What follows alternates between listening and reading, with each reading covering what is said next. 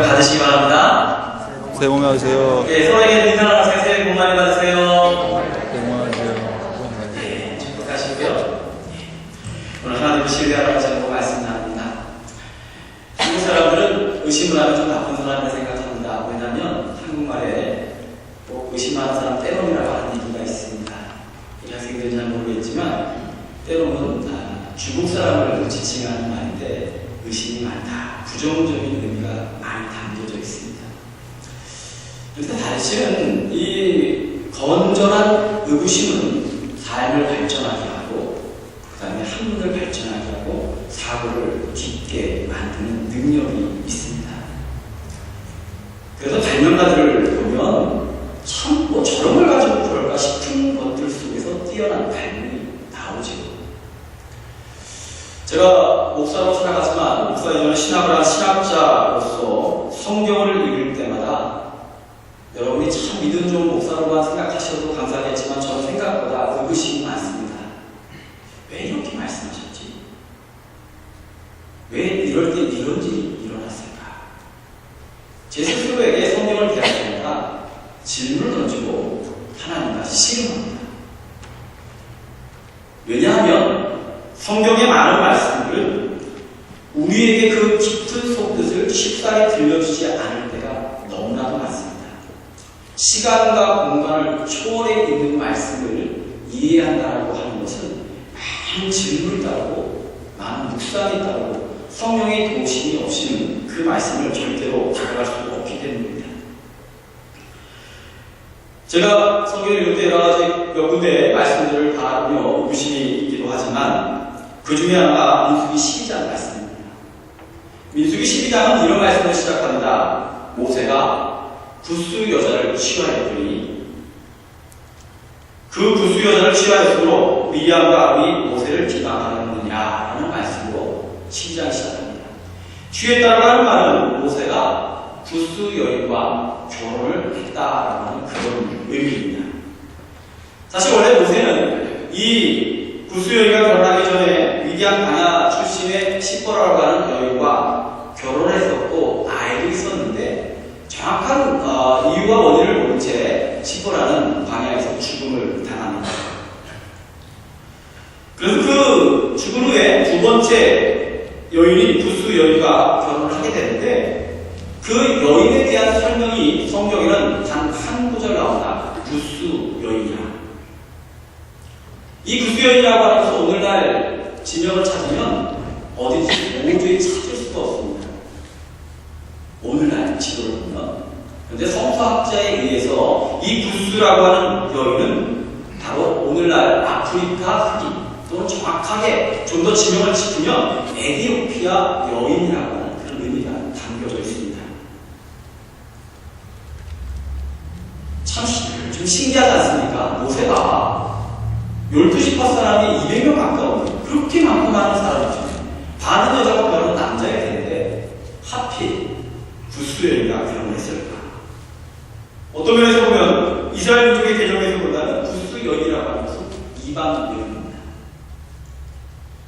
이 이방인 흑인 여인과 타 민족과 결혼하는 것이 모세가 결혼한 후에 사람들에게 비방을 듣는 원인입니다.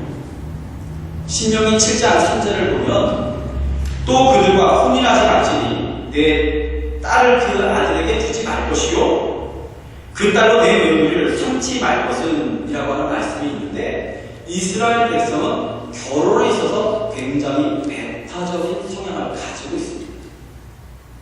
여러분이 성경에 대한 지식이 조금만 있으면 아시겠지만 아브라함의 아들 이삭이 결혼할 때 그 며느리를 리브가를 얻기 위해서 외삼촌 집에 갔던 적이 있습니다. 아무나 결혼시키지 않는 거예요.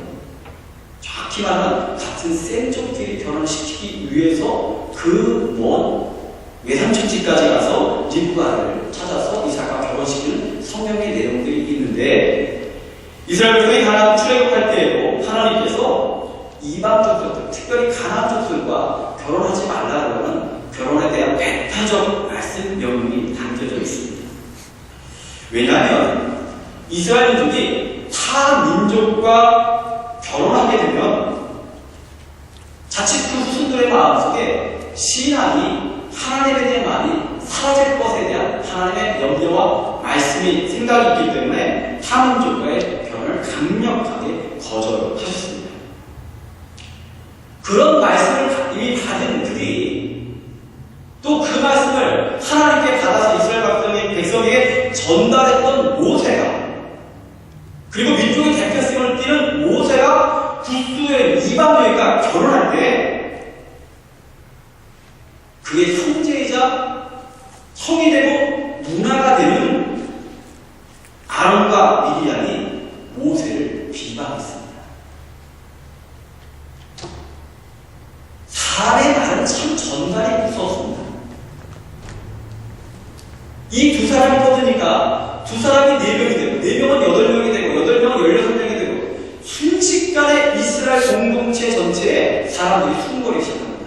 야, 이 지도자 모세를 믿고 따랐는데 이방 여인과 결혼했대. 이게 무슨 일이야? 아니, 자기가 이방 여인과 결혼하지 말라거든요. 도대체 자기가 먼저 이방 여인과 결혼했어? 이런 사람 우리가 믿고 따라도 되는 거야? 처음에 두 사람이 시작했던 이 말들은 하나의 여론이 됩니다. 소문이 됩니다. 사람들은 모여서 소문거리기 시작합니다. 야, 이상한 일이야. 우리가 어쩌려고 해? 이런 지도자를 따를 수 있겠어? 그런데 이렇게 사람들이 비방하고 소문거릴 때 여호와께서 모세와 아론과 미리암을 다 불렀습니다. 그리고 그들 앞에서 하나님이 분명하게 말씀하십니다. 너희가 어찌하여 내 종 모세를 비방하기를 두려워 아니하냐. 하나님이 진노하십니다. 너희가 어찌 감히 내 명을 받아서 결혼한 모세를 이렇게 억압하고 핍박하고 비방하고 욕하고 사람들한테 드러내고 하나님께서 굉장히 진노를 펼치셔요. 그 징계의 대가로 미리암은 당시 지금으로부터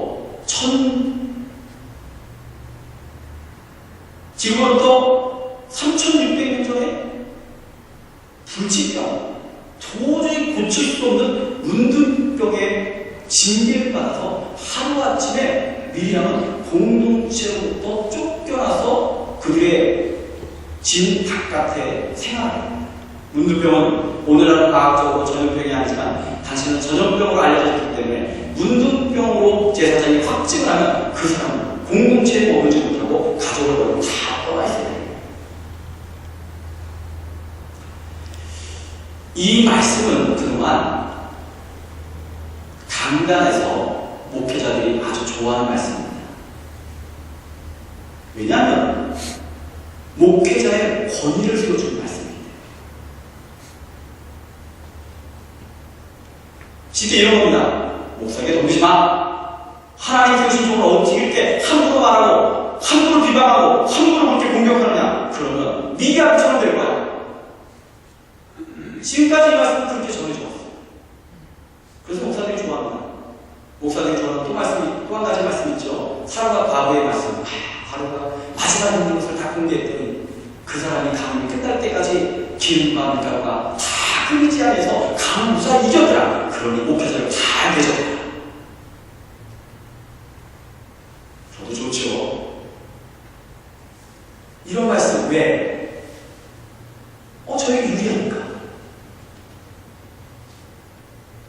이 말씀대로 선포하면서 오늘 우리가 이해하는 말씀대로 선포하면서 여러분 목사에 대해서 함부로 말하지 마시고 여러분 목회자에게 가는 길에 함부로 대화하지 마시고 따지지 마시고 그거 불신입니다. 그런 미담처럼 벌받습니다. 저도 이렇게 하고 싶은데 제 마음에 이해가 안 돼요.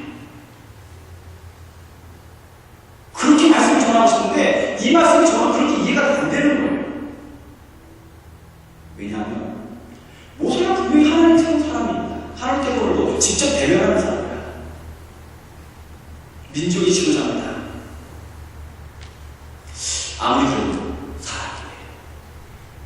아무리 그래도 하나님 앞에 잘못했다면 하나님의 명령을 올바로 받지 못했다면 당연히 벌을 받는 것이 당연하지. 하나님의 사람이라고 이렇게 하나님 편을 주시고 간파적으로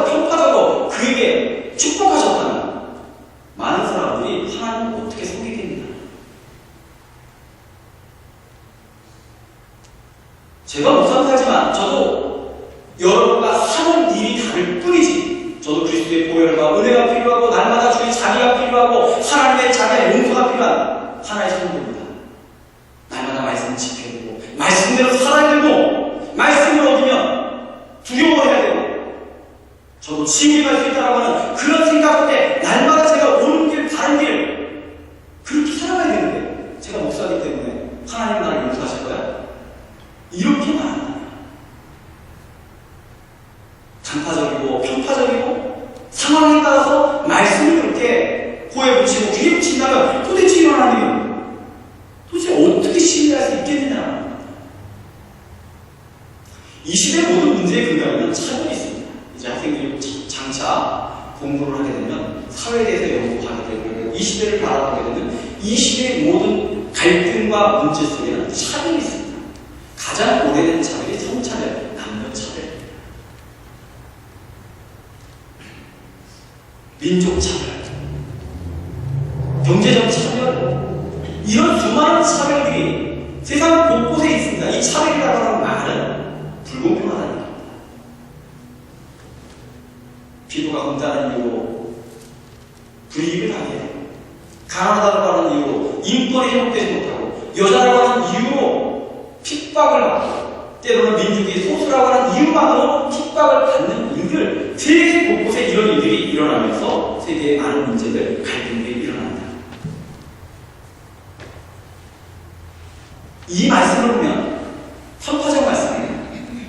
분열을 일으킬 수 있는 말씀입니다. 하나님께서 모세를 아무리 사랑이셔도 그렇지 겁을 얻은 사람을 편을 주시고 그 사람을 괜찮고 그 사람의 문제를 지적한 사람들을 문둥병이 들게 하고 핍박하게 한다면 그 공동체는 분명히 분열되게 할 겁니다.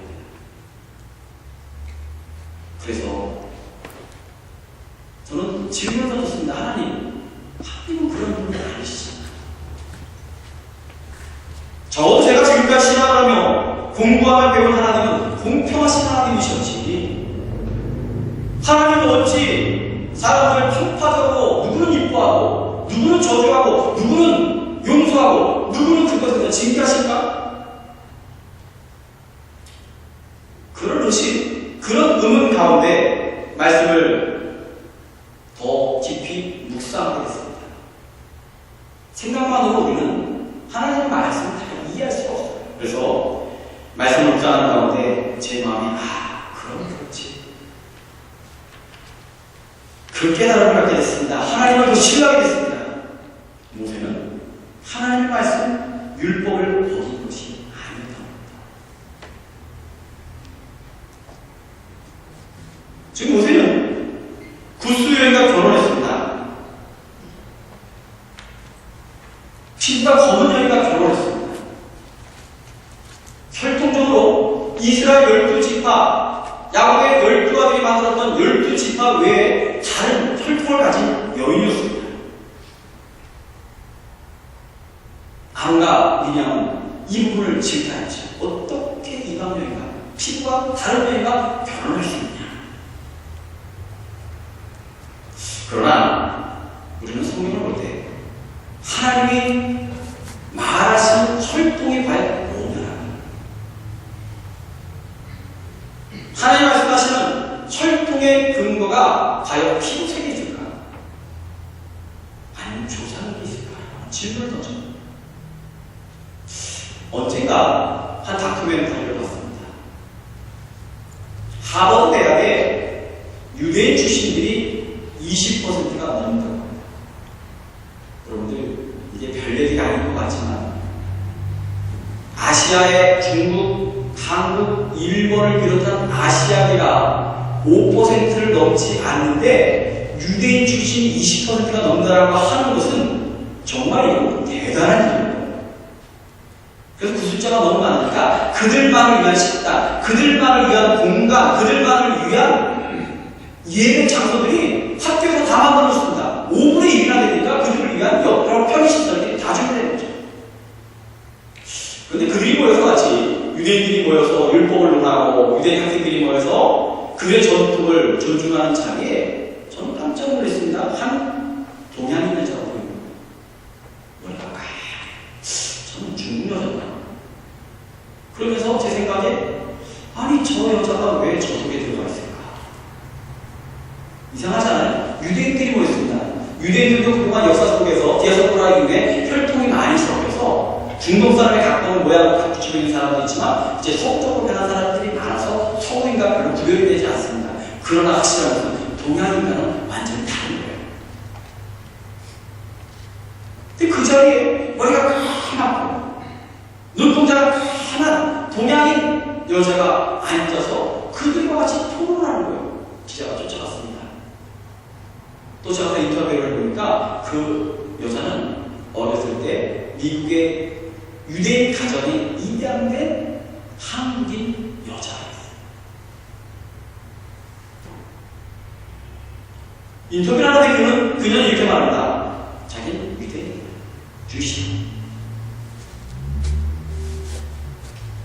자기가 알아요. 내가 자기 코리안인 줄 알아요. 내가 코리안이지만 혈통적으로 내가 코리안이지만 나는 주신 유대인이다. 이 이야기는 우리에게 굉장히 중요한 메시지를 전하고 있습니다. 하나님이 생각하시는 혈통은 뭐냐?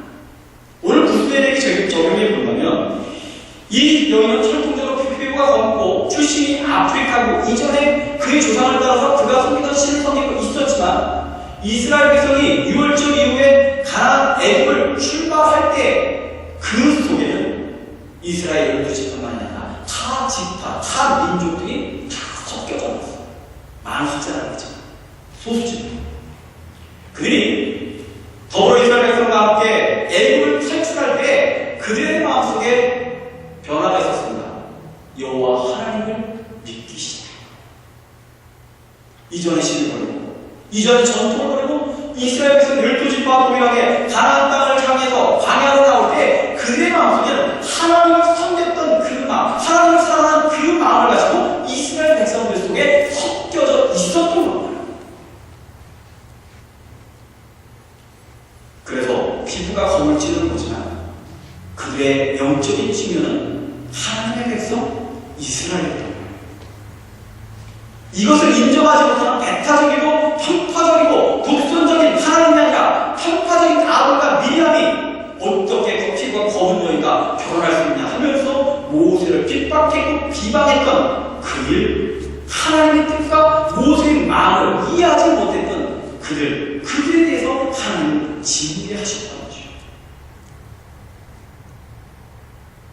좀 더 나아가 미리암이 구스여인과 결혼을 비방했던 이유는 그동안 시프라가 죽은 이후에 모세의 누나로서 마치 대통령의 영구인처럼 이스라엘 지파의 영향력과 권력을 펼쳤던 자기의 자리를 빼앗길 것에 대한 두려움을 인하여서 한 새로운 여인의 삶의 자리, 그런 것들을 핍박하고 비방했던 것으로 인간의 권력력이 그 안에 드러난 것으로 하나님께서 징계하셨던 겁니다. 이렇게 말씀을 이해하고 보니까 제가 의심했던 하나님은 편파성이 있으신 분이 아니고 상황에 따라서 말씀을 바뀌시는 분이 아니셨습니다. 불공평하지 않으신 분입니다. 하나님의 말씀을 더욱 신뢰하게 되었고 그래 하나님의 말씀을 우리가 이해하지 못할 뿐이지 언제나 누구에게나 어떤 상황에나 동일하게 공평하게 적용되고 역사하신다. 그래서 좀 더 하나님을 사랑하게 됐습니다. 오늘 보면은 이스라엘 백성이 가나안 땅을 향해 갈 때 이야기입니다. 이스라엘 백성이 가나안 땅을 향해 갈 때 승승장구를 합니다. 수많은 민족들이 공격을 하고 전쟁을 치지만 이스라엘 백성은 하나님의 능력 가운데 강할 민족과 강할